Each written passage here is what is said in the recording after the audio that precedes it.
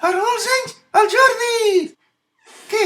Vau treure el de la setmana passada? Bueno, era relativament fàcil si el pensaves una mica. Sí.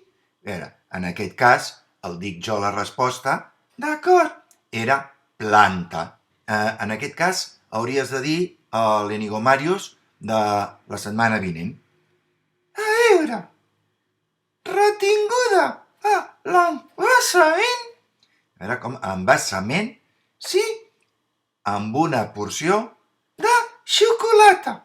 A veure, tot sencer seria retinguda a l'embassament amb una porció de xocolata.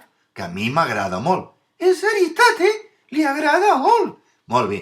I aquest quantes lletres té? A veure, aquest, que les conto.